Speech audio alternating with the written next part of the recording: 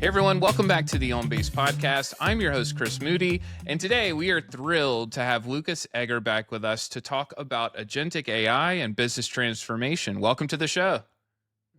Thanks for having me, and welcome everybody out there. Well, it's great to see you again. I was just listening to your first episode, which is really cool to track that journey, but that's actually the question we love to start with. Lukas, tell us a little bit about your journey and what led you to what you're doing today. The interesting thing is, I always had big doubts what I wanted to do. So the question is kind of odd because I never knew with certainty, other people, I want to be an entrepreneur. I want to do this and that. And I was like, I don't really know. I just have this deep, well, not suspicion, but like conviction that the coolest stuff I could be doing 3 years from now are the things that don't exist today. And there wasn't really a way to operationalize that or turn that into a career. So I tried different things, being a founder, like academia and other things. But ultimately, I ended up with innovation and strategy. Now, at SAP, I work for part of SAP because SAP, big behemoth, tons of things. And I found myself in a place called Signavio, which is really focused on making change easier for big companies by providing a lens on processes that gives the ability to companies to make the entire process of changing their own companies and how they run their companies easier. And to me, that really culminated into a point where I felt like, yeah, that's where, with all the innovation, with AI and everything that's happening, that's a good place for me. And I know from the outside, ERP and big B2B software companies don't sound that infatuating, but I have to say, people are getting it wrong. It's the best place right now. Yeah, I love that. I love that you hit on the future-facing passion personally and professionally and being able to tap into that, which is the perfect time now. So I think every seller, every marketer, every B2B company, they're trying to figure out how they should be thinking about agentic AI, how they should prioritize that. And I'm curious how you think about the pull. What do leaders need to prioritize for agentic AI today to make sure that their business is prepared for the future? Whew, that's a very big question, but it's also the question that everybody is wrestling with, right?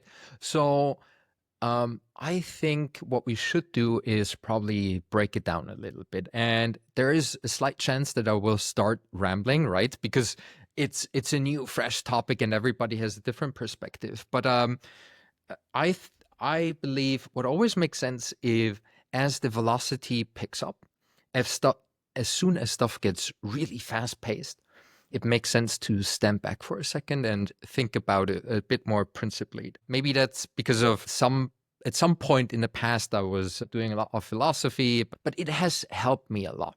So what do I mean by that? Regardless of what shiny demo you might be exposed to, what is it really that people talk about when they talk about agents?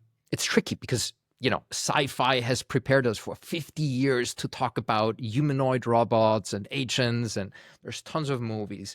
But what is it from a business perspective that we're thinking about?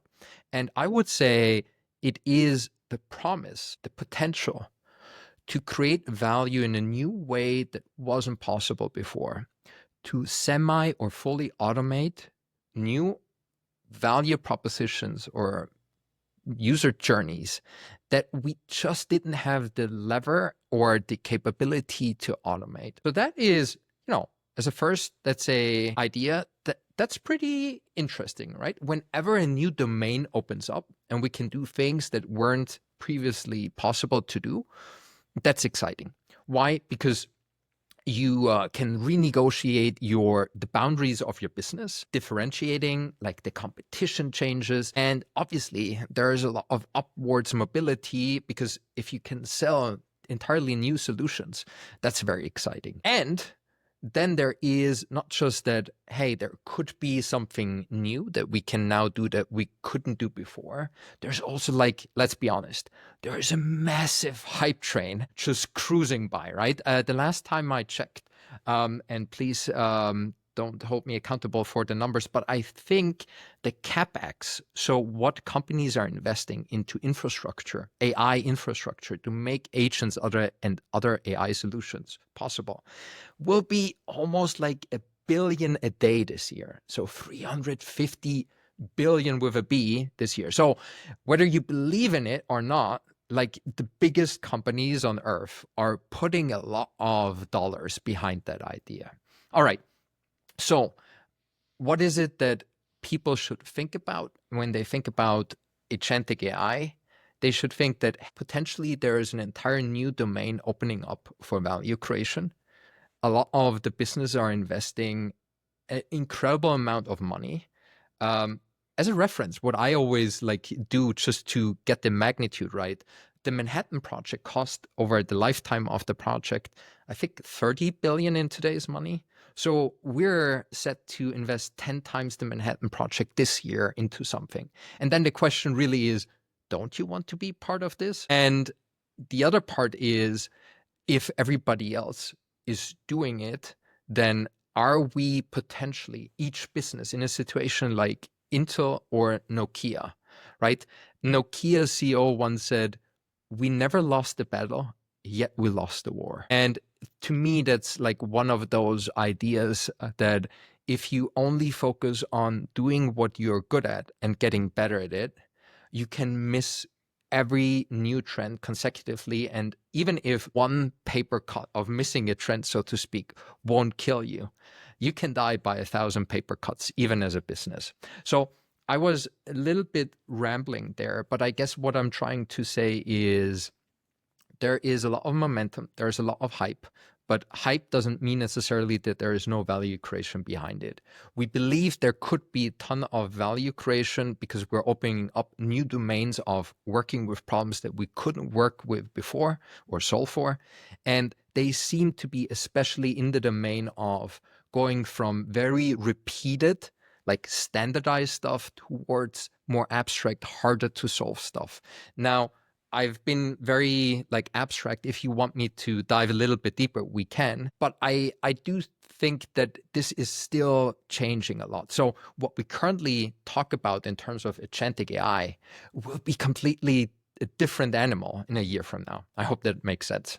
No, that makes perfect sense. And I do want to pull on a couple threads that you had there. You talked about the business value and in some of the repeatable task. I'm curious, what are the biggest misconceptions that you're seeing about AI and productivity, and how should they be reframed to really drive that business value? Because I do think most have a tendency to talk about solving those big repeatable tasks, but I think you are actually leading us in the direction of thinking about what's next after that and the bigger value drivers. But I'd love to get your thoughts on misconceptions, AI, productivity, anything in that category.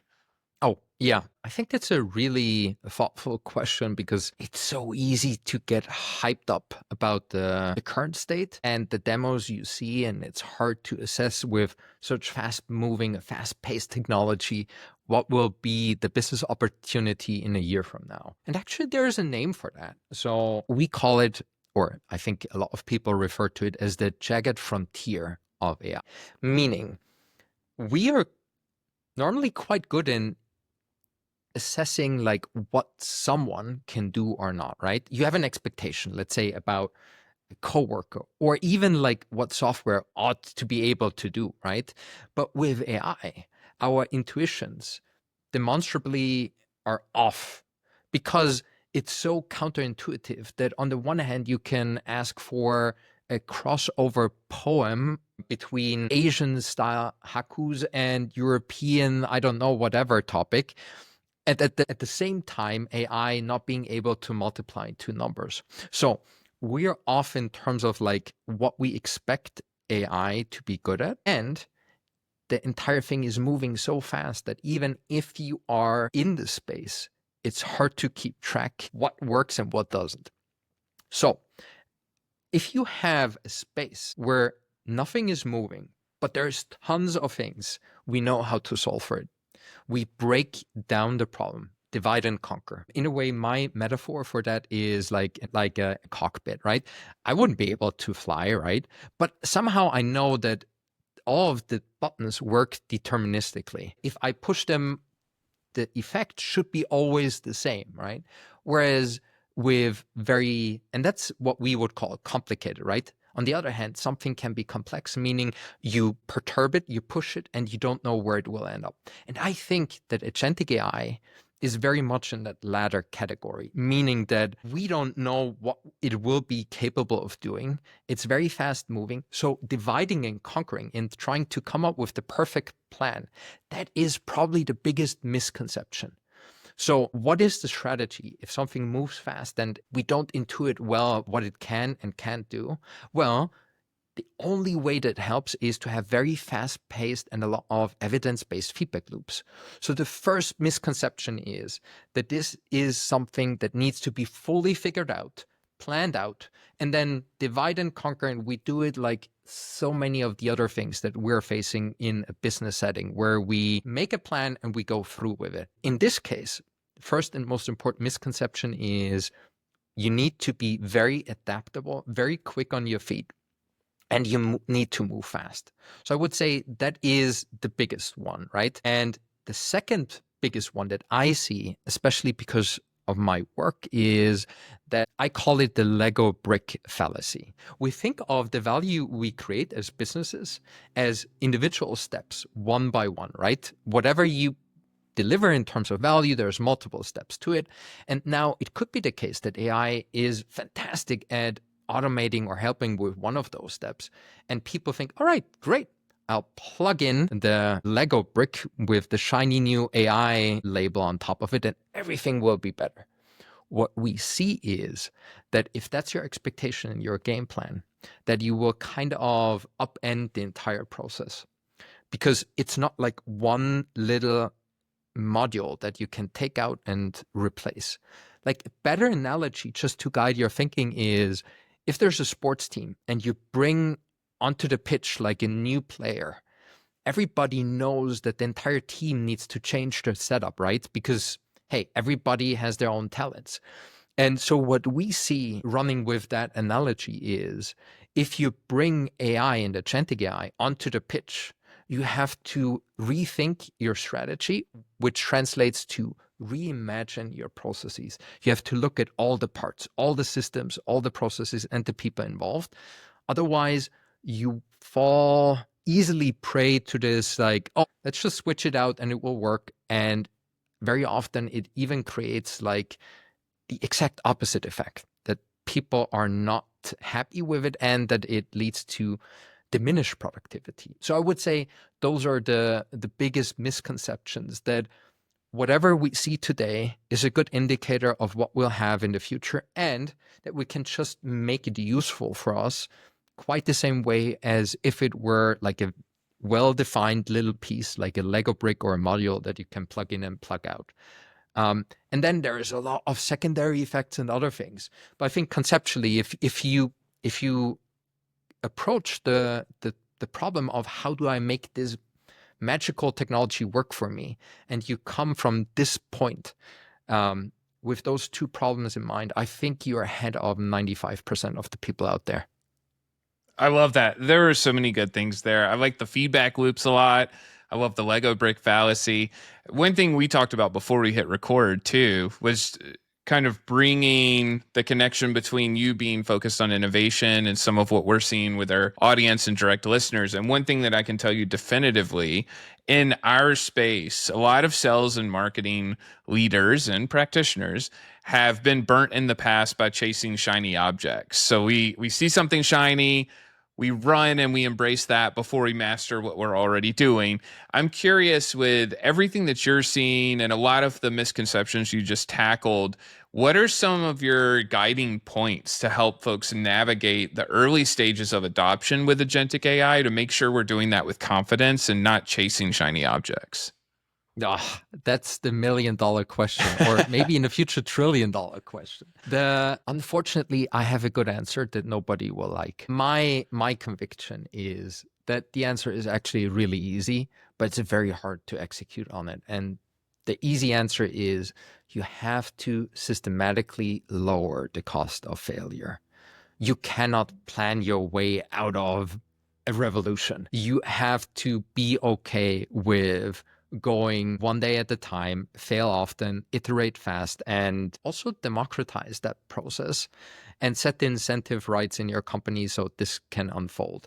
So what we see, regardless of where we go to, there's always like a baseline of people who are super excited to create value with something new, no matter what it is, right? It's like the baseline 5% kids in the candy store kind of demographic of your company. And you have to like, there is a certain incentive of pulling people out or creating like the excellency center for innovation or AI or Agentic AI.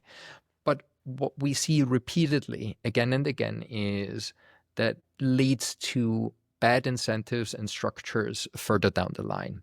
So instead of trying to fix the issue, you have to tackle the main one. And that's to not force people to make hard changes, which often is the reality for a lot of people, but instead make change itself easy, which is really hard. Trust me on that.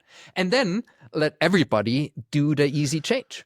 So what I'm trying to say is that if something is moving fast and we have a capability overhang in the world, we don't know like maybe 5 or 10 years ago, we had expectations what we wanted to achieve, and we were constantly pulling feasibility like over, like, please, technology, do that for us. Now we have this alien technology landing in our lap, and we're like, oh, wow, this can do way more. We don't even know what we can achieve with it.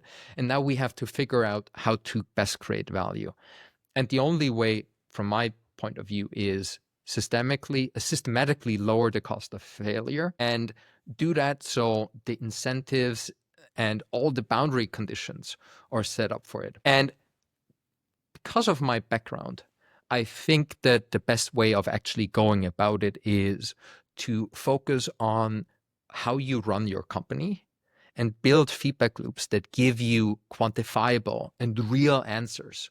Did something improve my bottom line? Did it make the process better, faster, cheaper?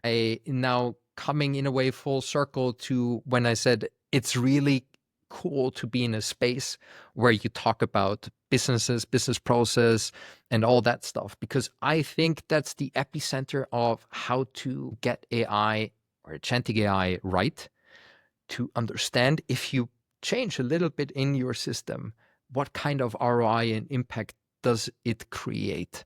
And that's where we work, and that's what Signavio is trying to achieve, making it easier to whatever you then want to try out with, the 5% kids in the candy store, that it is grounded in the truth and the reality of how you run your business and connected to real numbers. So that creates trust, that creates insight, and that creates, like what you said, in a way, this feeling of it's not an adoption issue. It is the right thing for us to do, and it's a no-brainer. Yeah, I love that. And I think you were answering some of this question when you were talking about connecting it to your business objectives and your metrics and making sure that it's applicable for you and your specific organization. Because a lot of the AI conversations, especially on LinkedIn, are about use cases where everyone is kind of doing the same things. Hey, we need to use AI to help us with content. Hey, maybe it should do our sales outreach. And many conversations we've had on this podcast, it's, well, if everyone's using that, what does our inbox turn into when we're all getting the same AI message? So my question is, what are some of your most viable strategies, your favorite recommendations to help folks ensure that they're creating a competitive advantage in how they're using AI? I think that's a very astute observation. And we, again, internally, we call it the peacocking phase of AI, right? Everybody needs to show their feathers. We can integrate a chat interface, right? But a chat interface cannot be the best answer for value creation for every single company. I'm sure it in a lot of cases, a good starting point to have a conversation.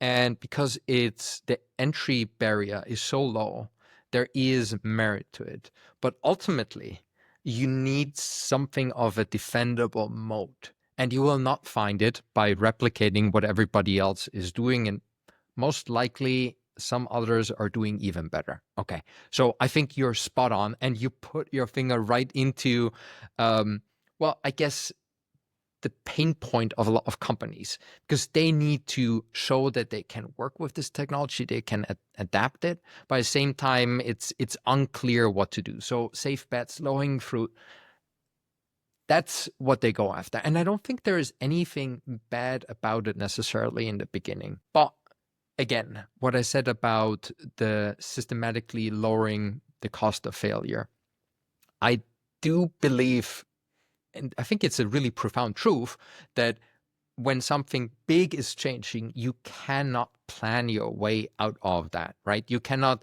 think about it just much harder and strategize 1 month more and you will have it figured out.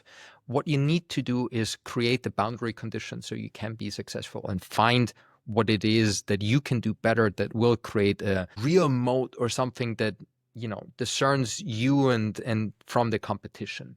So I guess the best strategy is to understand when not to over obsess about strategy, but instead make everything easy to quickly find what you're good at. So for instance, don't obsess about ROI initially, because cost of whether it's generative AI or agents is coming down by orders of magnitude each year. But at the same time, you have to get really good at assessing ROI, right? And that's kind of like a little bit of cognitive dissonance, right? At the same time, I'm saying, don't mind if this product feature, if you're thinking it through and trying it out, if that costs you way more money than you would be comfortable spending. But at the same time, you have to get really, really good at knowing how any of the stuff you're trying out affects your business, and not just from a process perspective, which obviously I will always advocate, but all of the parts, right? The systems, the processes, the people, and the entire concept of value creation. I think those are, in a sense, the abstract way of thinking about it, right?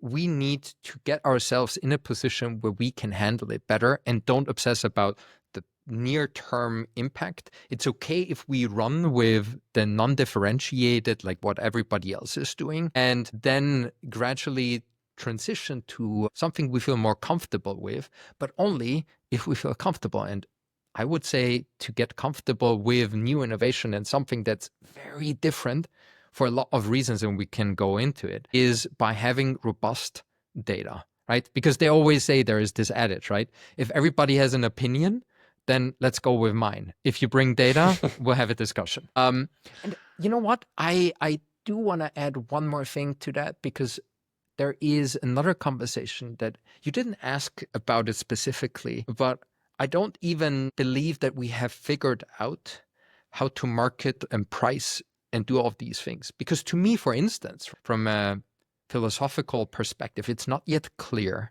whether agentic AI will be a user feature. So will it enable you, Chris, to do more things and be more excited because you have your agents? Or is it a feature that we want to, whoever builds the agents, want to sell to the owners, to the executives, and say you know what, you need less people? Because how that shakes out will ultimately determine a lot of the other things. And I don't believe we can answer this question. Why? Not even OpenAI can answer this question today. At the same time, they have 400 million monthly active users on the free tier, and they're talking about having a $1,000 per month tier. So how is it possible that the same tool is free and costs $2,000? Well, either it's enabling users or it's replacing people. And I think the jury is still out. So long story short, I'm rambling again. Sorry. But I do think that not worrying and getting good at and assessing what really can make a difference for your business based on data and processes, that's the way to go. I love that. I love that. I like it a lot. And one of the things that I do think you're uniquely positioned to answer well. A lot of the guiding principles there feel like they're easier to execute if we're in small, nimble teams. And you're a part of a very large organization in SAP and you're doing these kinds of things. So I'm curious how your experience in implementing AI at scale, what experiences and learnings would you like to share with our listeners to make sure that as they encounter these challenges, they're addressing them in the right way to roll this out to more teams and not just in little pockets? Because it feels a little bit akin to shadow IT to me sometimes when we Mm, talk about AI. There will be little pockets of innovation and cool tools, and not everyone sharing that information. And it may not be tapping into all the data that you were just hitting upon, right? yeah. Um, oh man, that's also really hard questions. You're throwing curveballs, not softballs. Look, there is not only like this technology that we're barely figuring out or have started to barely figure out, and that's moving at a breakneck pace. But there's also that a lot of people in a bigger organization are trying to figure out for themselves what that means to them.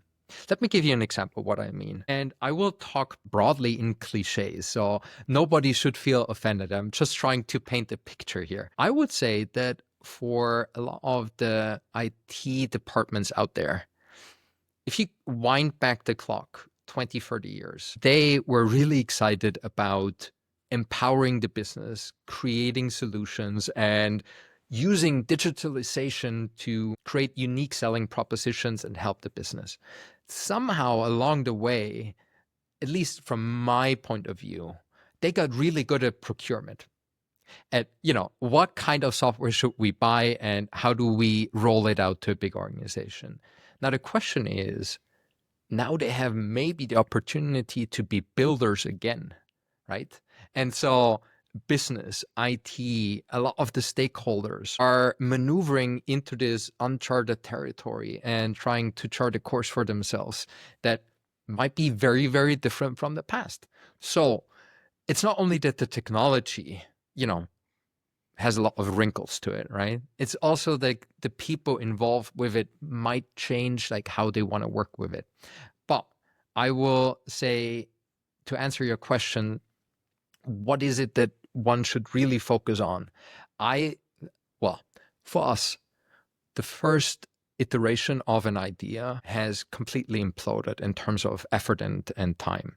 So the ability for this 80-20, let's see whether we can create a value proposition that's worth it, has collapsed by an order of magnitude, right? And that is something that's real. Now, how can you now use that for your business? It doesn't matter whether it's a small or a big business. You need to increase your luck surface, meaning you don't know whether some idea that you're running after is the next big thing or it's just a meh, nice to have. And the only way of assessing it is, once again, feedback loops, but this time they're not processes and how much you change the ROI or the efficiency of one part of the process. In that case, it's a conversation with your customers, not necessarily only customers you already have. It could be also potentially new customers, but no idea survives impact with reality, and you need to create that impact faster, and you need to increase your luck surface in a sense that you need to also make more people out of the organization privy to what you're doing, because we are all on a journey of figuring out which role we want to play in a world where it's so easy to create value propositions, and the only unfair advantage that you will find is really deeply based on domain expertise. And that one is scattered throughout the company. It can be in any part of the organization. And the more you isolate the innovators from those pockets of knowledge, the higher the likelihood that you will miss out on the biggest differentiating functionality that you can create. So again, I know it sounds trite and I repeat myself: systematically lower the cost of failure, recognize that AI-driven functionality can be much quicker brought to the customers, and do it in a safe space where you can iterate way quicker than before without repercussions and increase the opportunity for other people to understand what you're doing and come to the table. It sounds like cliches, but really of all the successful stuff we did, that is the common thread, together with accountability of people who have to make sure that some legal compliance and governing standards are held, right? And there you just need the buy-in of the top management. You need the top stakeholders to be fully aligned. If your top stakeholders don't think that this is a passing craze and this is not something to invest in, then, oh man, you will have a hard time. But honestly, I don't think that anybody at this point thinks this is a passing fad or something. I think everybody is deeply bought into the idea that this is something to tackle. Oh man, I'm rambling again. But again, this is something I really care about. I truly believe this is the most fun you can currently have. Yeah, no, you're not rambling at all. I can feel the passion, and I want to build upon that. Actually, we talked a little bit before we hit record about how I love to ask soapbox questions, and if you could trap people in a room, kind of thing. It's similar to that, but I think if we have leaders who are bought in to a lot of what you've talked about, that they need to fail faster, that they need to better communicate. They can't have little pockets of people doing cool stuff in these various places. If you could get leaders all in one room and someone walked around and chained the doors shut, like one of our favorite zombie movies or something, what would be some of the behaviors that you would try to coach them to change to make sure that they don't miss the window of opportunity here? Huh. That's a very good question. What I see is that very often when things don't pan out the way you expected it or had hoped for, it's because you're trying to not change the paradigm. And the way to really change behavior of the organization is through incentives. So if you talk specifically about leaders and what they should do, is they should say, I'm fully on board. I'm using it myself. And I cannot solve every AI question for you guys, but I can make sure that the incentives are not misaligned and that we create an environment where what I ask from this organization, the organization itself is capable of doing. And, at Signavio, we believe there is a lot of not so sexy groundwork that needs to be done. And that is, once again, understanding all of the parts that go into it and having the ability to have full transparency, but observability of your business. Because then you can, as a leader, or not only the leader, every person can say look, if we create transparency and feedback loops, we can have better conversations and a clearer path to where we want to go. So our solution will always revolve around, how do I understand the value creation of my business, systems, processes, people, and give all the tools to the people so they can then tackle this really hard challenge.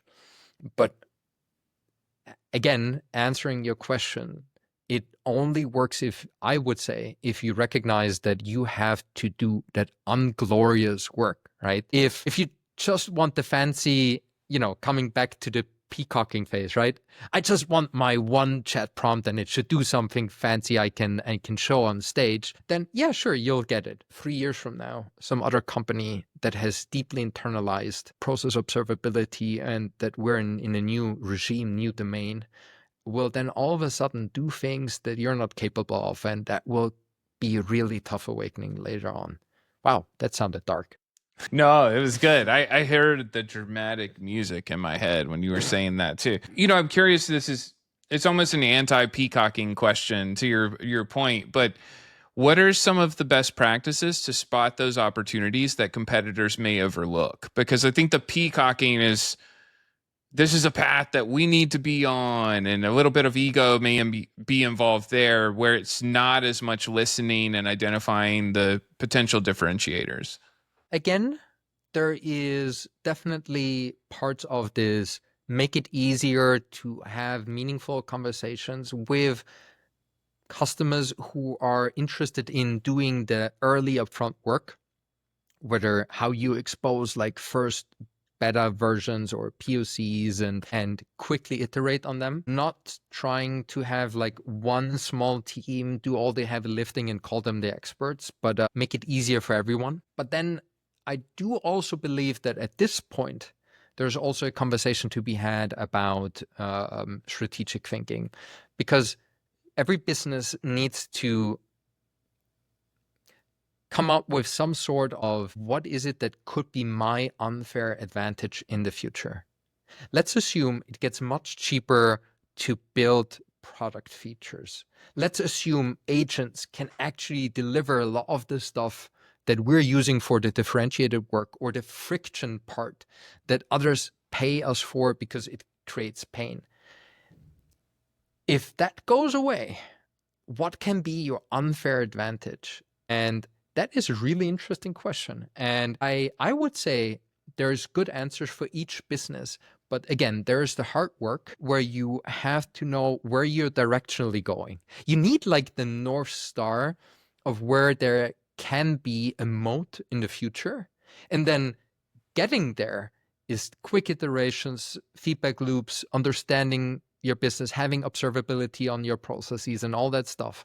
But what I cannot like do for each and every business, which each and every business has to do for themselves, is like, where is like my unfair advantage? And going through what if each and every part gets disrupted, like what would that look like? And very often you can end up in very unintuitive situations if you do that exercise. But I think it's a not only valuable, I think it's a fun exercise that feels real, and especially with AI can lead to pretty big increase of the value proposition overall, because it's not just a threat, it's also an opportunity. Awesome. This could be a Jeopardy question where the answer is what is finding unfair advantages? But I'm curious, if you had to pick one single biggest challenge for B2B marketers today, what would that be?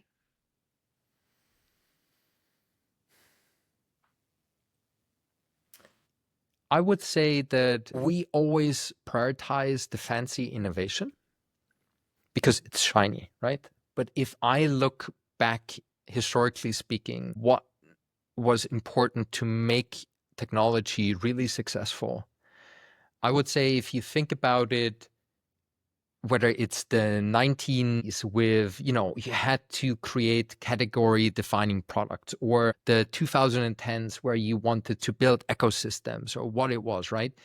No matter which era you're looking at, to me, there is like this suspicion that monetization and how you sell is overlooked because it's not as fancy as a new, like new tech demo, but it really, really changes the conversation. So understanding like how you want to go to market and sell it should be part of the quote unquote innovation process from the get-go. And I do think that a lot of companies are comfortable in this setup where they go, hey, let's build it. We have a lot of smart people who are really good at marketing and selling, and they will figure out within the domain of what they're used to. And I would say marketeers, biz dev, salespeople now need to go back to the people who are working with AI and be part of those teams. Because I would wager that the real like impact will also depend on having some sort of an innovation in the realm of like how we approach customers and how we sell to them. Because if I look back, it damn right seems that it always used to be the case, right? For the real big change. So that's my kind of answer, that don't bifurcate or silo up those conversations, and maybe bring the people who understand the customer, the sales cycle, and the marketing earlier, much earlier than you do normally. Outstanding. All right, Lukas, we made it. We're in the lightning round now. We have a couple very quick hitters, and then we'll be right on time. The first, what are your favorite tools or technology you're using today? So in terms of tools, I'm a heavy user of AI because what I really enjoy is speech to text and having like this back and forth and getting new like counter examples. So whenever I think about something or talk about a problem, I love to get a devil's advocate or a new perspective. And I think the iteration cycles with AI, that's just amazing. If you're not talking to your AI on a daily basis, man, you're really missing out. On a more like what kind of tool really helps me, like also going back to what I said very early in the conversation, as the noise increases, it's important to at some point slow down. And systems thinking and causal loop diagrams, that's a technique where you sit down and say like, hey, what are the foundational pieces that interact and how can I make sense of it without like, like this fever pitched, like clickbaity noise out there, and forcing yourself to go, what are the first principles, very often makes you a bit calmer and feels like you can connect the dots, which then gives you trust in, hey, that's the next thing we should do. Sorry. Again, Love it. AI, All right. What you about need to your talk to it favorite and the tools. reads? Sorry. Book, blog, newsletter, podcast. Oh, yes. I am a big fan of rather technical stuff. So whether it's strategy or blogs like that go deep in one domain, I don't like the clickbaity stuff because you feel like you're always behind, you're not caught up, and I don't think that makes sense. So books and very knowledge, like domain specific stuff helps me more. Awesome. What about people? Who inspires you the most in the B2B space specifically? Ooh, good question. In terms of B2B, I'm more excited about people outside of the B2B space because one of the parts of AI that is like underappreciated is, for instance, it can emote quite well. And if you integrate AI into your business, it doesn't matter whether it's B2B, says something which makes me feel bad or good, that's important. And I believe that will be a part of the feature set of AI that is underappreciated right now. So for instance, there is Artificiality, Helen Dave Edwards, who are talking about like the emotional components of this technology. And there is also the ILO Institute, Peter Teams, who goes really deep on understanding the basic foundations. And so it's not so much the B2B space, more like the people who care about their stuff that helps inform the things that we're not good at. Great recommendations. And then you made it. Final question. Most important of all, how can everyone get in touch with you after this episode? Oh, sure. LinkedIn is probably the best and easiest way, but if you want to get in touch, feel free to drop me an email or just find me on one of the social media platforms. But I would say LinkedIn is the best first place.